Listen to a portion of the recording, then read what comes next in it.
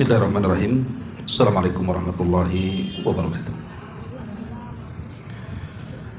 Bismillahirrahmanirrahim. Wassalatu wassalamu ala rasulillah wa ala alihi wa sahbihi wa mawalah wa la hawla wa la quwwata illa billahi wa ba'du. Alhamdulillah, segala puja dan puji hanya milik Allah subhanahu wa ta'ala. Salawat dan juga salam kita hadiahkan kepada Rasul kita Nabi besar Muhammad sallallahu alaihi wa ala alihi wasallam.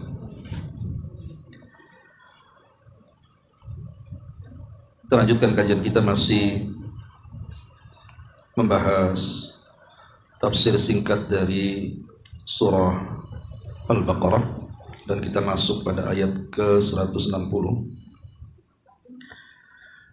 A'udzubillahi minasyaitonir rajim. Bismillahirrahmanirrahim. Illal ladzina tabu wa aslahu wa bayyanu fa ulaika atubu alaihim wa ana tawwabur rahim. Innal ladzina kafaru wa matu wa hum kuffarun ulaika alaihim la'natullahi wal malaikati wan nasi ajmain. Kecuali mereka yang telah bertobat kemudian mengadakan perbaikan dan menjelaskannya, mereka itulah yang aku terima tobatnya, dan akulah yang maha penerima tobat lagi maha penyayang. Dan sungguh orang-orang kafir itu kalau mati dalam keadaan kafir, mereka akan mendapatkan laknat Allah, laknat para malaikat, dan laknat seluruh manusia. Ayat ini masih melanjutkan ayat sebelumnya tentang dosa orang yang menyembunyikan kebenaran. Orang-orang yang tahu mereka berada di atas kebenaran tapi tidak mau menyampaikan kebenaran itu, bahkan cenderung menyembunyikannya. Seperti orang-orang Yahudi yang mereka menyembunyikan hakikat kenabian dan kerasulan Nabi kita Muhammad sallallahu alaihi wasallam, mereka sembunyikan padahal mereka tahu dia seorang nabi. Maka Allah subhanahu wa ta'ala ancam orang-orang yang menyembunyikan itu. Kalau mereka tidak bertobat, maka mereka akan mendapatkan laknat Allah, laknat malaikat, dan laknat manusia. Tetapi kalau mereka bertobat kepada Allah azza wa jalla, mengadakan perbaikan dan menjelaskan hakikat yang tersembunyi dari al-haq, kebenaran itu, maka mereka akan diterima tobatnya, dan Allah katakan akulah yang maha penerima tobat lagi maha penyayang. Baik, di sini Allah subhanahu wa ta'ala mengatakan illal ladzina tabu, kecuali orang-orang yang bertobat. Kita tahu bahwa tobat itu kan ada rukun-rukunnya yang disebut dengan taubatan nasuha. Nasuha itu artinya dari kalimat nasihat. Jadi taubat yang menasihati orang yang bertobat, maka disebut nasuha. Artinya kalau orang bertobat dan tidak menasihati orang yang bertobat itu sendiri, maka tobatnya belum nasuha. Dan sepakat para ulama mengatakan bahwa di antara syarat tobat itu ada berapa? Ada 5. Pertama, al-ikhlas. Tobat itu harus didasari dengan keikhlasan. Memang maksud tobatnya itu karena Allah subhanahu wa ta'ala, bukan karena yang lainnya. Karena ada orang yang bertobat itu bukan karena Allah. Dia berhenti dari maksiat itu boleh jadi karena habis duitnya, sehingga tidak bisa lagi berzina, minum khamar, berjudi, dan yang semacamnya. Atau karena sakit. Dia berhenti maksiat itu karena sakit, sebab kalau dia tetap maksiat makin parah penyakitnya. Atau karena manusia, karena malu dan begitu seterusnya, maka itu bukan tobat. Karena tobat itu harus didasari dengan keikhlasan. Yang kedua, al-iqla' 'anil dzambi. Betul-betul dia melepaskan seluruh dosa-dosa yang hendak dia tobati. Kalau dia bertobat dari khamar, ya jangan lagi cerita khamarnya, tengok botolnya saja dia sudah benci. Jangan lagi tempat ataupun wanita-wanita pelacurnya, tempat lokalisasinya saja dia langsung lari. Jadi betul-betul membuang segalanya. Al-iqla' anil dzambi. Kemudian yang paling penting adalah yang ketiga. Dalam taubatan nasuha ini yang paling penting. An-nadamu ala fi'li. Dia harus menyesali semua perbuatan yang sudah dia lakukan dari dosa. Karena ulama banyak yang mengatakan an-nadamu ruknut taubatil a'zam. Penyesalan dalam bertobat itu rukun tobat yang paling besar. Dan itu disebutkan oleh Abdullah bin Mas'ud radhiyallahu an, dia mendengar Nabi sallallahu alaihi wasallam bersabda, an-nadamu taubatun. Penyesalan itu bagian daripada tobat. Maka menyesal itu adalah seagung-agungnya dalam rukun tobat. Maksudnya menyesal dari perbuatan maksiat yang pernah dia lakukan. Sebutkan maksiat apa yang pernah dilakukannya, maka menyesallah dengan maksiat yang pernah dilakukannya. Karena kalau tidak ada penyesalan, dia akan balik lagi tuh melakukan perbuatan dosa tadi. Dan yang terakhir tentunya, atau yang keempat, al-azmu ala adamir ruju' ilaihi. Adapun yang keempat adalah berazam, maksudnya niat yang sangat kuat, memang tidak mau kembali untuk melakukan dosa itu. Dan ada tambahan yang kelima tentunya, taubat itu akan diterima sebelum nyawa sampai di tenggorokan. Ini disebut syarat taubat. Tapi ada tambahan satu yang keenam, kalau dosanya berkaitan dengan orang, seperti mengambil hak orang lain, mengambil warisan yang bukan haknya, menggibah dan yang semacamnya, maka ada tambahan yang keenam, mengembalikan hak-haknya kepada orang. Sebab kalau tidak dikembalikan maka tidak diterima taubatnya. Ma'asyiral muslimat yang dimuliakan Allah Subhanahu wa taala. Adapun catatan penting tentang rukun yang paling besar dalam taubat tadi disebut an-nadam, penyesalan. Maka ulama mengatakan ada perkara-perkara yang bisa membantu seorang hamba saat bertobat itu untuk menimbulkan perkara menyesal dalam melakukan maksiat itu. Yang pertama, al-ilmu billahi ba'dal jahli bihi. Mengenal Allah setelah adanya kejahilan dengannya. Karena Allah mengatakan innamat taubatu 'alallah lilladzina ya'maluna as-su' bi jahalatin thumma yatubuna min qarib ulaika yatubullahu 'alaihim wa kana Allahu 'aliman hakima. Hanya saja Allah Subhanahu wa taala menerima taubatnya bagi seorang hamba itu adalah seorang hamba yang melakukan maksiat karena kejahilannya kemudian bertobat setelah itu. Maka merekalah orang-orang yang diterima taubatnya. Kemudian Allah mengatakan walaisatit taubatu lil ladzina ya'maluna sayyi'at. Tapi bukanlah dikatakan tobat, kata Allah, orang-orang yang melakukan sebuah kejahatan hatta idza hadara ahadahumul maut. Tapi ketika kemudian sampai nyawa di kerongkongan dia, tiba-tiba dia mengatakan inni tubtul an, sekarang aku bertobat.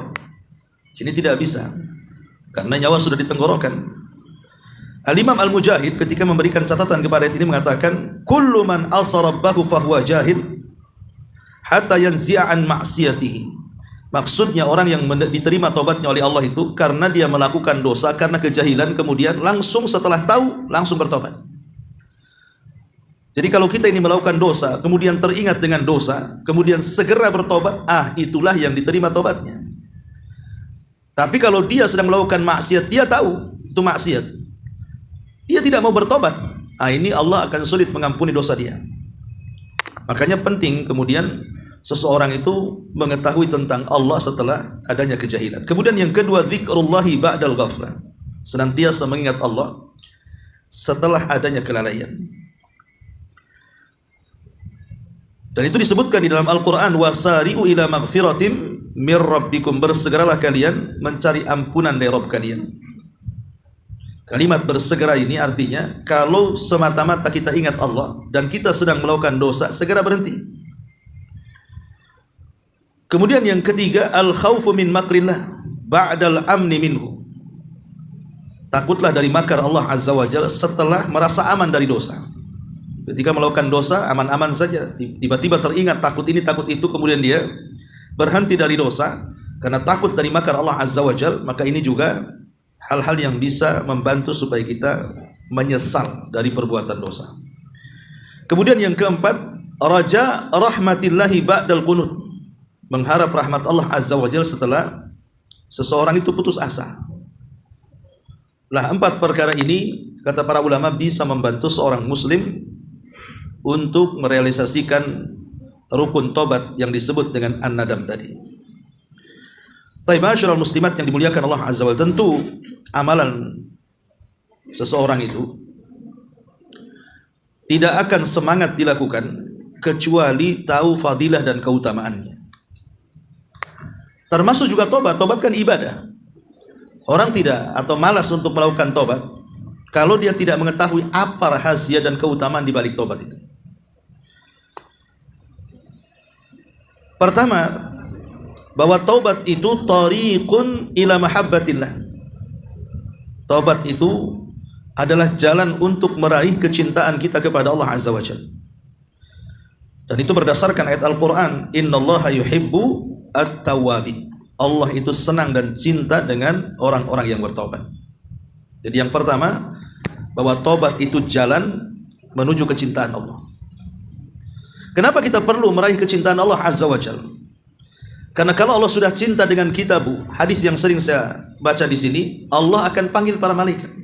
Salah satunya malaikat yang dipanggil adalah malaikat Jibril. Kemudian Allah Subhanahu wa taala akan berfirman kepada malaikat Jibril, "Ya Jibril, inni uhibbu fulanan." Jibril, aku suka dengan si fulan. Kamu harus suka juga. Maka Jibril pun kemudian menyukai orang yang Allah sukai. Kemudian Jibril akan memanggil seluruh malaikat-malaikat Allah dimanapun mereka berada. Kemudian Jibril akan mengatakan, "Ya malaikatallah, innallaha ahabba fulanan fa'ahibbuhu." Wahai malaikat-malaikat Allah dimanapun kalian berada, Allah cinta dengan si fulan, maka kalian harus cinta dengan si fulan. Maka semua malaikat menanamkan kecintaan kepada orang yang Allah cintai. Maka ketika seluruh malaikat di langit menanamkan kecintaan kepada orang yang Allah cintai, maka Allah akan tanamkan kecintaan kepada penduduk bumi, baik manusia, hewan atau jinnya, kepada orang yang Allah Subhanahu wa taala cintai. Begitu besarnya keutamaan orang yang dicintai Allah Azza wa Jalla. Salah satunya meraih kecintaan Allah itu dengan cara bertobat. Ini yang pertama. Yang kedua, jadi taubat sendiri adalah tariqun ilal jannah. Dia adalah jalan menuju sorga. Jalan yang paling mudah menuju sorga itu adalah dengan cara bertobat. Dan itu disebutkan dalam Al-Quran, illa man taba wa amana wa amila salihah fa ulaika yadkhulunal jannah. Kecuali orang-orang yang bertobat, beriman, beramal saleh, maka mereka akan dimasukkan ke dalam surga. Yang ketiga, at-taubatus shadiqatu yubaddilullahu bihal as-sayyi'atil hasanat. Bahwa taubat yang benar-benar jujur itu, Allah akan ganti seluruh keburukan yang pernah kita kerjakan, diganti dengan sebuah kebaikan. Bayangkan kalau seandainya kita ini melakukan dosa, mulai dari akil balik sampai sekarang, umpamanya usianya ada yang sudah 40, 50, 60 gitu kan. Berapa banyak dosa yang kita bawa itu di hadapan Allah. Tetapi kalau kita bertobat satu kali saja, kemudian setelah itu Allah wafatkan di atas tobat kita, maka seluruh keburukan itu Allah ganti dengan sebuah kebaikan. Apa tidak indah tobat ini? Makanya dahulu di zaman Nabi ada seorang kakek-kakek, usianya sudah hampir 100 tahun. Tidak ada dosa yang ditinggalkan dalam kehidupannya, mulai dosa kecil sampai dosa besar, dia lakukan semuanya. Jadi dia datang menghadap Nabi SAW dan mengatakan, "Ya Muhammad, afi dinika taubatun." Wahai Muhammad, apakah dalam agamamu itu ada tobat orang seperti aku? Kata Rasul, kenapa? Dia mengatakan, laqad fa'altu dzamban 'aziman law wuzi'at ala ahlil ardi la ahlakathum. karena aku sudah banyak melakukan dosa yang kalau ku bagi-bagi dosaku kepada sebuah negeri cukup menghancurkan negeri itu. Maka Nabi SAW mengatakan, kalau begitu bersyahadatlah, katakan asyhadu an la ilaha illallah wa anni rasulullah, maka Allah akan ganti seluruh keburukanmu dengan kebaikan. Kakek ini tidak percaya dan kurang yakin juga, dia mengatakan, apakah betul? Kata Rasul, betul. Tiba-tiba kakek ini mengatakan, asyhadu an la ilaha illallah wa annaka rasulullah.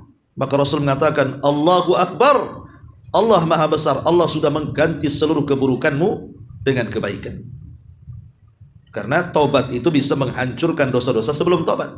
Sama dengan Islam juga menghancurkan dosa-dosa sebelum Islam.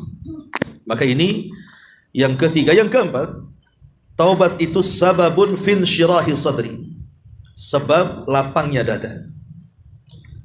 Orang kalau diterima taubatnya oleh Allah Azza wa Jalla, lapang itu dadanya. Tapi orang yang tidak bertobat kepada Allah sempit dadanya, karena dosa itu menyempitkan dada, dan tobat itu melapangkan dada. Makanya banyak kok pernyataan-pernyataan para pelaku riba yang sudah bertobat itu.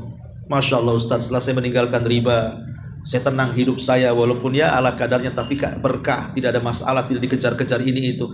Ya memang tobat itu bisa melapangkan dada dalam setiap hal, bukan hanya dosa riba saja, semua dosa.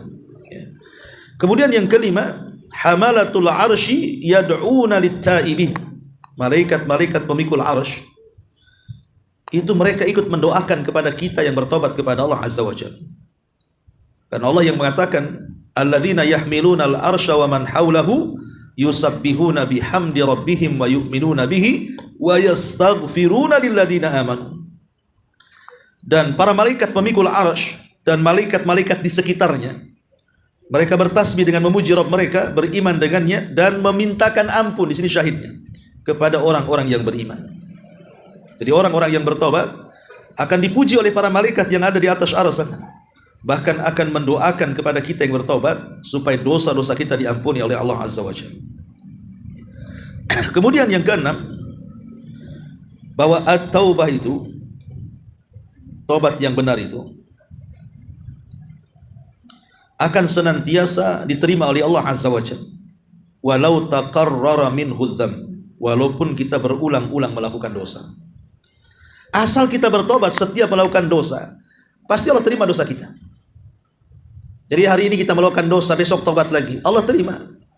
Tiba-tiba dengan hawa nafsunya terkalahkan, berbuat dosa yang sama, tobat lagi, Allah terima. Begitu seterusnya, walaupun diulang-ulang. Karena bukan syarat tobat itu harus tidak mengulang dosa. Karena manusia itu kan tidak mungkin lepas dari dosa, pasti terjerumus kepada dosa. Suatu ketika pun pasti masuk. Tidak dosa yang ia tobati, mungkin dosa yang lainnya. Tapi manusia tidak mungkin lepas dari dosa. Tetapi karena Allah itu Rahman dan Rahim, walaupun terulang-ulang dosa, dengan terulang-ulang tobat, tetap Allah Subhanahu wa ta'ala akan menerima tobat kita. Ma'asyiral muslimat yang dimuliakan Allah Subhanahu wa ta'ala. Dan banyak lagi tentang keistimewaan tobat. Dan tobat juga salah satu bisa menurunkan hujan, ya, menghilangkan kesulitan hidup kita dengan menurunkan hujan, memperbanyak keturunan, kemudian juga bisa memperbanyak rizki dan kekayaan, berdasarkan dalam Quran surah Nuh ayat 10-12. Adapun rahasia di balik tobat itu, apa sih rahasianya? Kalau tadi kan keutamaan-keutamaannya, tentu ada rahasia-rahasia di balik tobat itu. Di antara rahasia di balik tobat itu, annaha tu'arriful abda haqiqata nafsihi. Di balik rahasia tobat itu, seorang hamba akhirnya kenal tentang siapa dirinya. Kalau orang bertobat kepada Allah Azza wa Jalla, menyesali seluruh dosanya, berarti hamba ini paham siapa dia di hadapan Allah Subhanahu wa ta'ala. Kemudian yang kedua, di antara rahasianya adalah an yu'arrif al-mudhnib karamallah wa sitrahu wa sa'ata hilmihi wa annahu subhanahu law sya'a la'ajalahu ala dhanbi. Di antara rahasia tobat adalah seorang pendosa akhirnya tahu bagaimana karamnya Allah, baiknya Allah kepada dia. Bagaimana Allah telah menutupi aib-aib dan dosa-dosanya di mata-mata manusia lainnya. Bagaimana luasnya kasih sayang Allah. Sebab kalau Allah mau, setiap dosa bisa saja Allah kirim adab. Setiap satu dosa bisa saja Allah kirim adab. Tapi Allah tidak mau. Atau Allah buat bau yang sangat menyengat pada setiap dosa, tapi Allah tidak akan lakukan. Karena Allah itu rahim dengan hambanya. Dan itu bentuk kebaikan. Betapa banyak dosa-dosa itu yang Allah tutupi sehingga manusia tidak tahu kan. Sebab kalau manusia tahu aib, dan kalau seandainya aib satu saja terbongkar, bisa saja dia mungkin malu seumur hidup tuh. Mungkin tidak mau hidup lagi di dunia kalau aibnya terbongkar. Dan betapa banyak orang-orang yang aibnya terbongkar berakhir dengan bunuh diri karena malunya, menanggung malunya luar biasa, akhirnya pindah negeri dan begitu seterusnya. Lah ketika semua tertutup atau ditutupi oleh Allah Subhanahu wa taala, dan itu bentuk karamnya Allah, itu menunjukkan rahasia di balik tobat itu seperti itu. Kemudian yang ketiga, an yu'amilal abdu bani jinsihi fi zallatihim wa isa'atihim bima yuhibbu an yu'amilahu Allahu bihi fi isa'atihi wa zallatihi wa dhunubihi fa innal jaza min jinsil amal. Seorang hamba ketika tahu di balik tobat itu akan bermuamalah dengan jenis masing-masing pada penyimpangan atau keburukannya, sebagaimana Allah Subhanahu wa taala juga bermuamalah kepada hamba yang melakukan keburukan kepadanya. Artinya kalau seandainya kita ini melakukan, ada saudara kita melakukan kejahatan kepada kita, ya, dan kita tahu bahwa Allah sendiri sejahat apapun hamba ketika bertobat pasti diampuni. Kenapa kita tidak bisa mengampuni orang-orang yang meminta maaf akan dosa yang ia lakukan kepada kita? Allah saja, dosa yang paling besar apa? Syirik. Kalau kita meminta ampun kepada Allah, Allah masih membuka peluang ampunannya. Sejahat apapun manusia itu, Allah masih membuka peluang. Tapi ada manusia-manusia itu yang sangat, ya wajar mungkin sangat sakit hatinya kalau disakiti orang. Itu sulit membuka maafnya kan. Sulit kadang-kadang. Ada orang yang dendam 7 turunan tuh. Ya susah sekali. Ya. Padahal kalau dia tahu tentang rahasia tobat, pasti dia bisa memaafkan. Memaafkan kan tidak harus umpamanya langsung ketemu orangnya, tidak harus. Yang penting hati kita ini sudah memaafkan. Tidak apa-apa nggak ketemu orangnya, karena terkadang ketemu orangnya pun kita ini jadi jengkel juga jadinya kan. Ya, cukup maafkan saja dari kejauhan, bahwa saya sudah memaafkan orang yang menzalimi aku, sudah, tidak perlu ketemu orangnya. Karena ada seorang sahabat di zaman Nabi Shallallahu Alaihi Wasallam itu yang Rasul katakan termasuk penduduk surga. Dan sahabat ini amalannya biasa-biasa saja, sholatnya, puasanya, baca Qurannya, bahkan sahabat yang lain lebih hebat lagi. Tetapi ada satu amalan yang sahabat lain tidak bisa melakukannya. Apa? Setiap sebelum tidur dia katakan, ya Allah, aku ampuni semua orang yang mendolimiku. Itu saja amalannya. Setiap malam dia ngomong begitu. Aku ampuni semua orang yang mendolimiku. Rupanya itu pula amalan yang menjadikan dia masuk surga. Kemudian yang keempat, yang keempat di antara rahasianya adalah juga iqamatul ma'adhiril khalqi. Fa idza adnaba al-'abd aqama al-ma'adhiril khalqi wattasa'at rahmatuhu. Jadi di antara rahasia tobat adalah bagaimana Allah Subhanahu wa taala menegakkan uzurnya kepada makhluknya, memberikan uzur-uzurnya, mendengarkan uzur-uzurnya kepada makhluknya. Karena nanti pada hari kiamat kan, orang-orang yang dihisab dengan hisab yang mudah itu akan didatangkan kepada Allah Azza wa Jalla dan ditanya kan tentang dosa-dosanya. Bukankah aku sudah memberikan nikmat kepadamu? Bukankah aku sudah begini dan begitu seterusnya? Kenapa kau melakukan dosa ini dan begitu seterusnya? Akhirnya dia pun mengakui dosa-dosanya. Tapi Allah Subhanahu wa taala memberikan uzur. Dan di sini juga pelajaran kepada kita. Terkadang ada orang yang menyakiti kita itu, kita tidak tahu apa uzur syar'inya. Umpamanya nih, ada orang yang tiba-tiba ngobrol dengan kita, tahu-tahu dia marah-marah. Kan kita tidak tahu, mungkin sepintas, kok dia marah-marah sama saya, kenapa, apa salah saya? Ibu tidak paham, boleh jadi dia ada masalah dengan keluarganya di luar sana. Akhirnya melampiaskan pula ke ibu. Ya kan, ada saja kan orang yang ada masalah dengan suaminya, ibu pula yang kena kawannya. Ikut emosi jadinya kan di situ. Lah kadang-kadang kita ini kan harus melihat uzur, jangan langsung suudzon kepada dia. Kenapa ya kawan hari ini kok agak lain gitu kan? Nah, ya sudah kasih uzur, mungkin dia banyak utang. Mungkin dia ada masalah dengan suaminya, mungkin dia ada masalah dengan anak-anak. Kasih uzur seperti itu. Lah Allah ngasih uzur kepada dosa kita, masa kita nggak kasih uzur gitu? Lah ini maksudnya di sini di antara rahasia tobat juga ada pelajaran di setiap, bahwa setiap kesalahan orang itu pasti ada uzur di balik kesalahannya. Pasti ada masalah kita yang tidak tahu. Makanya perlunya kita memberikan uzur tadi. Dan itu rahasia tobat di antara fadilahnya juga. Ya. Kemudian juga di antara rahasianya adalah at-taharruz minal adu. Jadi orang yang bertobat itu hakikatnya dia sedang menjauhkan diri dia dari musuhnya. Siapa musuhnya? Syaitan. Syaitan kan tidak suka dengan orang-orang yang bertobat. Makanya ketika orang bertobat kepada Allah Azza wa Jalla, hakikatnya dia sudah dan sedang menjauhi syaitan. Sebab kalau seandainya tidak bertobat, syaitan bersama dia. Ketika dia bertobat berarti dia berusaha untuk menjauhkan diri dari musuh-musuhnya, terutama dari syaitan yang jelas-jelas akan menyesatkan anak Adam. Ya. Dan tentunya banyak lagi tentang rahasia di balik tobat. Ya. Masyarul muslimat yang dimuliakan Allah Subhanahu wa taala. Setelah kita tahu bagaimana keutamaan taubat, kemudian rahasia di balik taubat dan faedah-faedahnya, maka seorang muslim tidak boleh kemudian menanamkan dalam hidupnya itu at-taswif. Taswif itu kalimat saufa dan saufa. Dalam bahasa Arab saufa itu artinya menanti-nanti dan menunggu-nunggu taubat. Kapan lu taubat? Nanti. Kapan? Nantilah habis haji. Setelah haji masih juga. Katanya sudah haji mau tobat, nantilah haji kedua katanya. Ya kan begitu, ada orang yang lagunya itu nanti-nanti. Nanti kalau usia 40 katanya. Dan 40 masih juga makin tua-tua keladi, ya. Jadi ada orang yang dalam hidupnya itu selalu menanti-nanti tobat. Nanti. Ingat bahwa menanti-nanti kalimat ini bahaya dalam tobat. Pertama, asarnya, pengaruhnya. Al-hasratu wan nadam.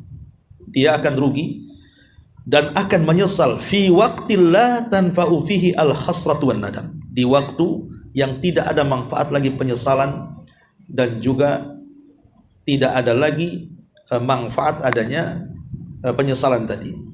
Makanya Allah mengatakan dalam surah Al-Mu'minun itu, hatta idza jaa ahadahumul maut qala rabbirji'uni la'alli a'malu salihan fi ma tarak kalla innaha kalimatun huwa qailuha wa min waraihim barzakhun ila yaumil ba'ts. Karena begini Bu, kalau kita ini selalu mengundur-undurkan tobat dengan mengatakan akan, nanti dan begitu seterusnya, yang namanya kematian itu tidak tahu. Kematian itu tidak tahu kapan datangnya. Seandainya kemudian Allah takdirkan dia mati mendadak, apa ibu tahu pulang dari sini ibu tetap hidup? Nggak ada yang tahu. Siapa yang tahu kita pulang dari sini hidup? Lah karena kita tidak tahu bahwa kematian itu terkadang ada yang sifatnya dadakan. Setelah mati apakah kemudian kita akan menyesal dan akan bertobat? Kan tidak mungkin. Makanya jangan sampai dengan kalimat nanti itu akan mengalami al-hasratu wan nadam, penyesalan di waktu yang tidak ada guna penyesalan itu. Setelah kematian gak ada guna lagi. Kemudian yang kedua, al-hirman minal ajri wath thawab. Jangan sampai diharamkan dari melakukan perbuatan yang di dalamnya ada pahala dan kebaikan. Sebab kalau orang bergelimang maksiat terus tak tobat-tobat tuh, kapan berbuat baiknya? Nah itu sama menghambur-hamburkan usia namanya. Usianya sudah pendek, tidak mau tobat-tobat, dosa aja yang banyak, pahala pula sedikit. Ini sama mengharamkan dalam kehidupannya untuk meraih pahala sebanyak-banyaknya. Ya. Kemudian yang ketiga, kalau orang sudah mengatakan nanti dalam bertobat tuh pasti akan dilengketkan dalam hatinya su'ubatu taubah. Sulit untuk tobat. Makin lama makin sulit tobatnya kalau terus mengatakan nanti. Akan dipersulit tobatnya. Kemudian yang keempat juga adalah diaul haibati wa adamul qudrati ala ta'thir finnas. Akan hilang pamor sehingga dia tidak bisa mempengaruhi manusia. Orang yang banyak dosa itu kalau ngomong itu nggak akan didengar. Namanya kita tahu orang ini suka banyak maksiatnya, tiba-tiba nasihati kita tidak sudah tahu siapa dia, tiba-tiba ngasih nasihat macam-macam. Namanya dia maling, kamu jangan maling, kita tahu dia maling, tiba-tiba ngomong sama kita kau jangan maling, lah kau aja maling kan gitu ya. Jadi hilanglah pengaruhnya nasihat kepada orang itu, karena tahu dia itu di atas maksiat. Nah, itu bisa menghilangkan haibah, ya, menghilangkan pamor ataupun apa haibah dalam bahasa kita ini semacam pamor lah. Ya, kalau ngomong itu nggak didengar jadinya. Kemudian juga yang kelima, ketika seseorang itu mentaswib tadi, mengatakan nanti-nanti, ya, maka dia telah luput kepadanya sebuah waktu yang berjalan dengan cepat. Dan waktu akan ditanya di hadapan Allah. Dia tidak menghargai waktu. Ingat, setiap waktu yang kita keluarkan dari nafas kita itu akan ditanya di hadapan Allah. Makanya Nabi SAW mengatakan, la tazulu qadama abdin hatta yus'al an arba. Akan ditanya anak Adam itu tentang 4 perkara sebelum kakinya melangkah ke titian. Salah satunya adalah an umrihi fi ma'afna. Usiamu loh, kemana kau habiskan. Itu akan ditanya di hadapan Allah Subhanahu wa ta'ala. Masyaallah muslimat yang dimuliakan Allah Subhanahu wa ta'ala. Adapun bagaimana caranya supaya kita ini tidak menanti-nanti tobat. Bagaimana caranya? Apa sih obatnya? Yang pertama, lihat sejarah kaum salaf. Lihat sejarah kaum salaf. Bagaimana mereka memanfaatkan waktu yang luar biasa. Dan lihat juga akibat orang-orang yang menanti-nanti tobat. Contoh namanya Fir'aun. Dia bertobat itu setelah mau tenggelam dan mengatakan amantu bima amanat bihi banu Israil. Diterima tobatnya Fir'aun, ditolak. Maka lihat kisah-kisah seperti ini, ya, supaya jangan sampai kematian kita seperti Fir'aun. Kemudian yang kedua, mengingat kematian dan mengingat tentang adanya hari akhir. Sebab kalau orang ingat mati, pasti mikir dia mau tobat nanti-nanti itu. Atau mikir setelah peristiwa kiamat bahwa akan banyak peristiwa di padang mahsyar itu sampai orang masuk ke surga atau ke neraka, tentu juga akan terpikir untuk menanti-nanti tobat itu karena ada pertanggungjawaban di hadapan Allah Subhanahu wa ta'ala. Kemudian juga yang ketiga, al-ihtiraz minal ma'asi was-sayyi'at bi alla yaqa'a fiha al-muslim aslan wa in waqa'a badara bit-taubah. Berusaha keras untuk menjauhi maksiat. Kalaupun harus terjerumus kepada maksiat karena kita manusia, segera tobat. Supaya jangan memiliki kalimat nanti-nanti. Kemudian juga yang keempat, menjauhi teman-teman as-sayyi, teman-teman yang buruk.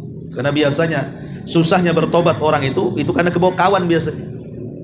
Ya, ketika kawannya ahli maksiat itu jadinya susah dia untuk bertobat karena lihat kawannya. Kemudian juga adamul istihanati bi ayyi amrin minal umur. Jangan meremehkan sekecil apapun dosa. Dan jangan suka membagi-bagi dosa. Oh, dosa itu ada 2 Ustaz, dosa kecil, dosa besar. Saya kan masih dosa kecil saja, belum sampai dosa besar. Jadi orang yang membagi-bagi dosa itu biasanya terangsang untuk melakukan dosa. Ini kan kecil saja, nggak gede gitu. Dia tidak sadar, dosa itu bukan masalah kecil besarnya, tapi kepada siapa Anda melakukan dosa. Karena pembagian dosa ini dosa besar, ini dosa kecil itu hanya pembagian para ulama. Nabi tidak pernah membagi ini dosa kecil, dosa besar, tidak ada dalam hadis itu.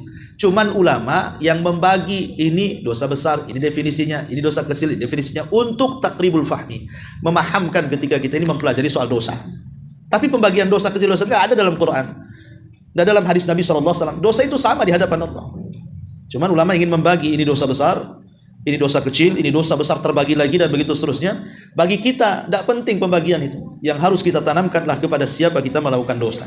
Kepada Allah yang sudah memberikan nikmat yang banyak kepada kita. Ya. Itu juga bisa supaya kita jangan at-taswif. Ya. Termasuk juga dawamud doa ilallahi azza wa jalla. Teruslah berdoa kepada Allah azza wa jalla agar kita dihilangkan dari sifat malas dan sifat lemah. Allahumma inni a'udzubika minal ajzi wal kasal. Karena yang membuat orang itu nanti-nanti tobat itu 2 perkara, malas dan juga al-az, ya, malas dan juga lemah. Sehingga lemah dia untuk segera bertobat dan malas untuk segera bertobat. Ya. Dan banyak lagi tentang masalah ini.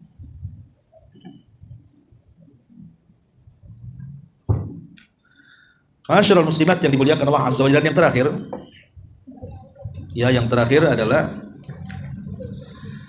tentang at-taubatu minadz dzunub. Ini penting, ini faedah daripada Syekhul Islam Ibnu Taimiyah rahimahullah taala. Tentang uqubatudz dzunub tazulu anil abdi bi asyrati asbabin.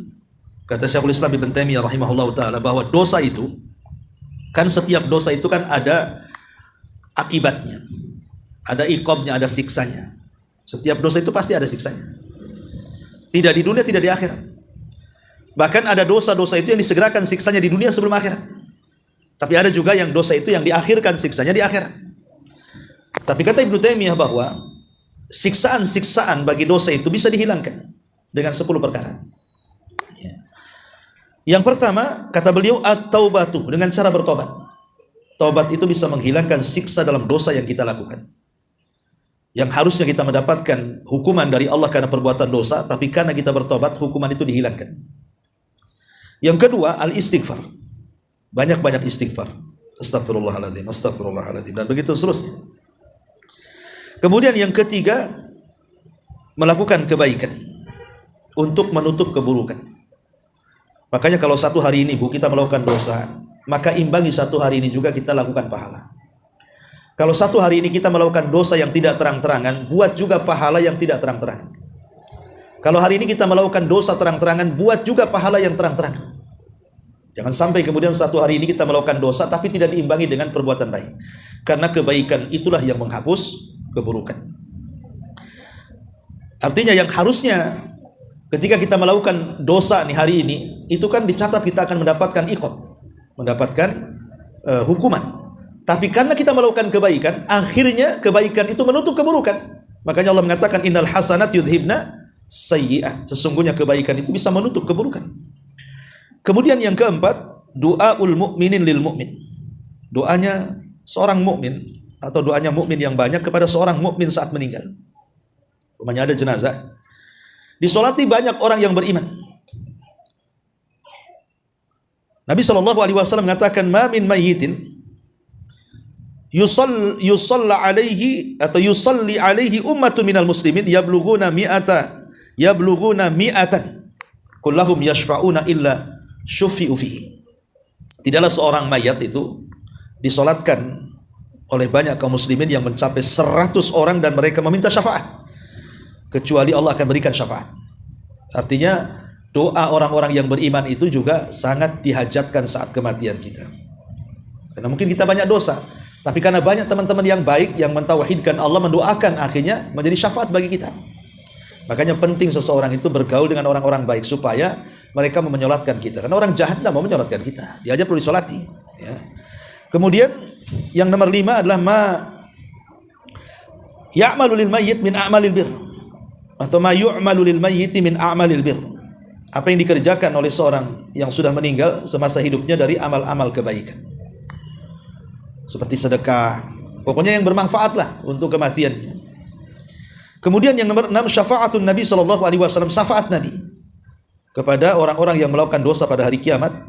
Kemudian yang nomor 7, musibah yang Allah timpakan kepada kita dan kita sabar dan juga mengharap pahala. Maka musibah-musibah yang kita hadapi dengan kesabaran dan mengharap pahala itu bisa menghapuskan kesalahan-kesalahan kita dan hukuman-hukuman Allah di dunia. Kemudian yang ke-8, seseorang memikirkan tentang rahmatullah wa afuhu wa maghfiratuhu bila sababin minal ibad.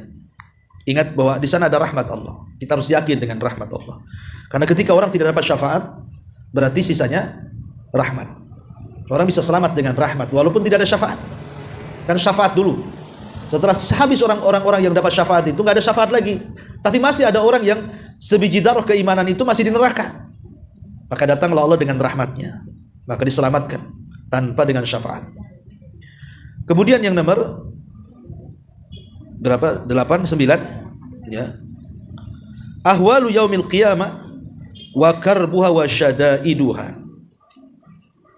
Seseorang mengenang tentang dahsyatnya hari kiamat, kata Ibnu Taimiyah. Jadi seseorang merenung, tafakur bahasa kitanya ya. Kemudian ingat gimana nanti kiamat, gimana nanti kuburan, gimana nanti padang mahsyar. Pokoknya betul-betul dia tafakur kepada Allah Azza wa Jalla. Maka dengan tafakur mengingat kondisi-kondisi genting pada hari kiamat dan sesudah kiamat dan begitu seterusnya sampai orang masuk ke surga atau ke neraka, dipikirkan setiap hari ya, tafakur. Maka itu juga salah satu yang bisa menjadikan kita baik dan bisa mengurangi melakukan dosa. Termasuk juga mengingat tentang ma yahsulu fil qabri minal fitnati wa dhabtati wa rawati fa inna hadza mimma yukaffiru bil khotoya. Termasuk mengingat kondisi kubur, fitnah kubur, himpitan kubur, apa-apa yang menakutkan dalam kubur, kata Ibnu Taimiyah, ini juga bisa menggugurkan dosa-dosa kita. Ya, wallahu a'lam. Jadi kalau kita ini masuk kuburan, kalau takdirkan ya, naudzubillah, kemudian kita mendapatkan fitnah, ditanya tentang 3 soalan, maka 3 soalan ini kalau kita bisa menjawab berarti bisa menggugurkan dosa kita, karena setelahnya pasti baik. Tapi kalau tidak bisa menjawab, setelahnya pasti buruk. Ya, nah kalau dia bisa melintasi fitnah kubur ataupun himpitan kuburan, maka itu juga kata beliau bisa menggugurkan dosa. Itu maksudnya di sini. Wallahu a'lam bishawab. Ini di antara faedah daripada Syekhul Islam Ibnu Taimiyah. Baik, sebelum saya tutup, silakan kalau ada yang bertanya.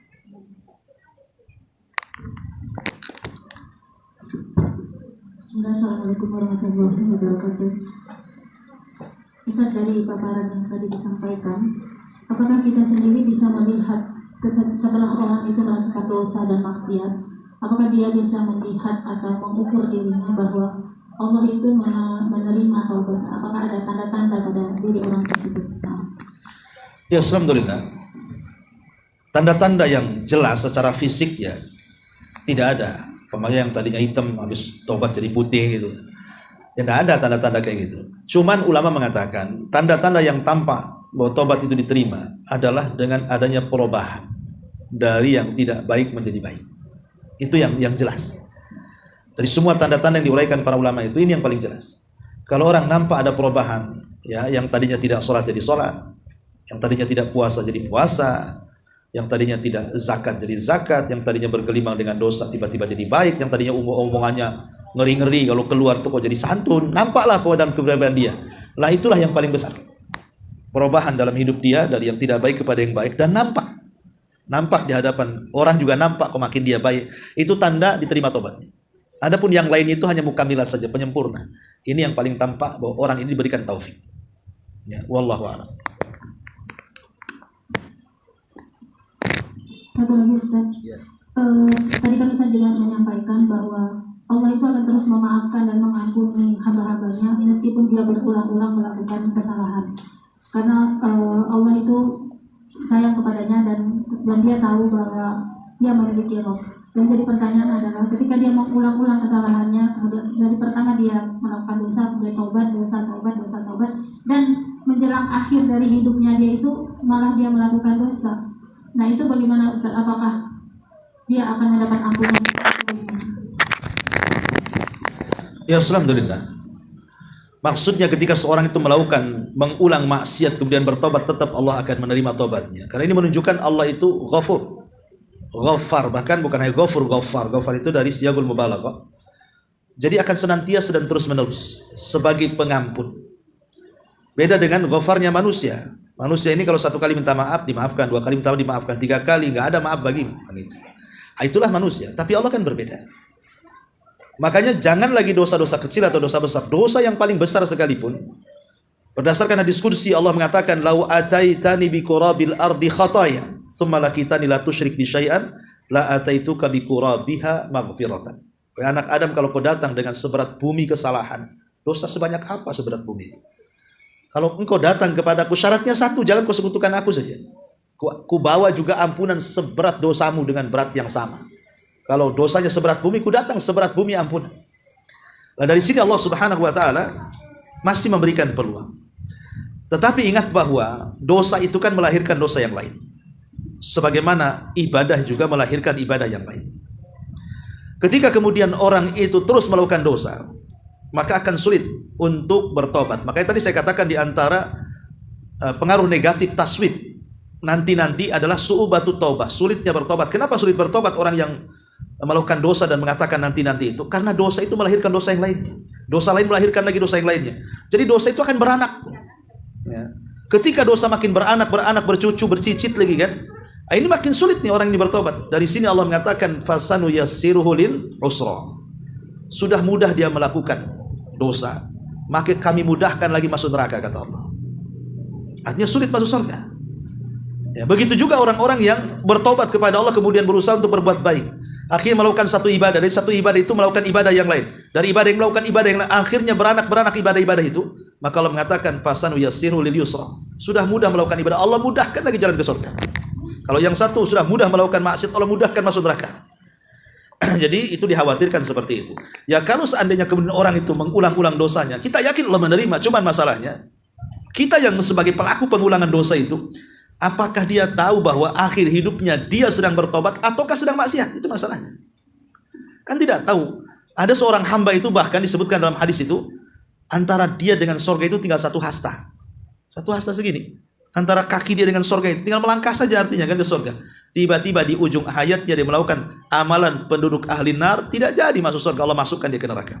Dari sini ada kaidah al-a'mal bi khawatimiha. Amal itu ditentukan akhirnya, bukan awal, bukan tengah. Tapi akhir juga dipengaruhi dari awalnya. Ya. Wallahu a'lam.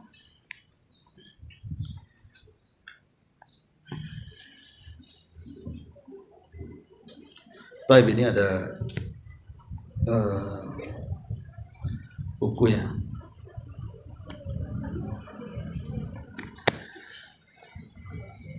Ada hadiah 4 buku, kita buat soal jawab dulu.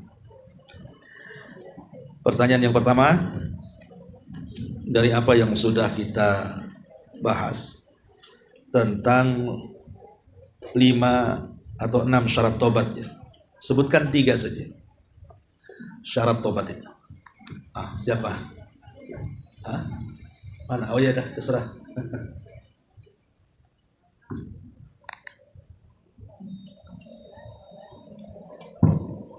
Bismillah. Syarat tobat yang pertama harus didasari dengan keikhlasan. 2. Yang kedua, betul-betul melepaskan dosa-dosa yang dia taubati. 3. Harus menyesali semua perbuatan dosa. Menyesali itu sebagian daripada tobat. Masya Allah. Ya, Bapak baca. Ya, hadiahnya pun buku, nanti dibaca. Ya. Baik, ini yang pertama. Yang kedua, pertanyaan kedua. Ada syarat tobat yang berkenaan dengan hak orang lain. Apa syaratnya? Silakan.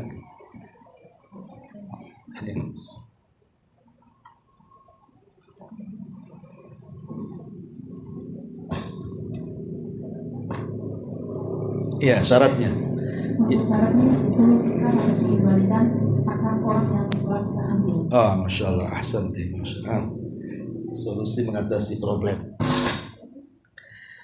Sebutkan yang ketiga, sebutkan 5 keutamaan tobat. 5 keutamaan bertobat.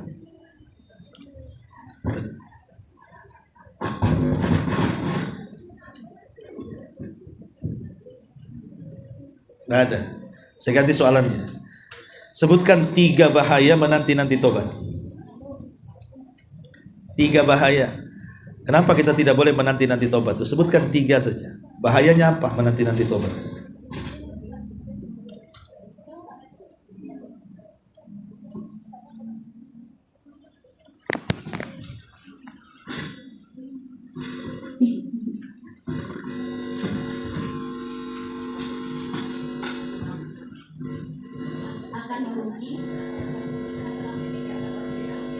Iya.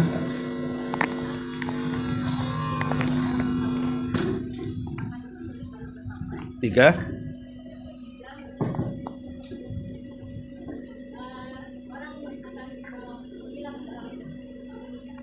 Pamornya. Ahsanti, masya Allah.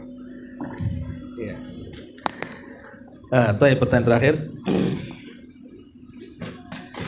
Sebutkan 3 perkara yang bisa menghilangkan hukuman Allah dalam dosa.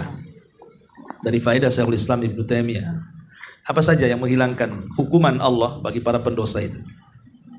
1, dengan cara bertobat. 2. 2, dengan beristighfar. 3. Melakukan kebaikan. Masya Allah. Iya. Ini dengan berakhirnya hadiah tadi. Berarti sampai di sini kajian kita. Insyaallah kita lanjutkan di lain kesempatan. Subhanakallahumma wa bihamdika asyhadu an la ilaha illa anta astaghfiruka wa atubu ilaik. Allahu ta'ala alam. Assalamualaikum warahmatullahi wabarakatuh.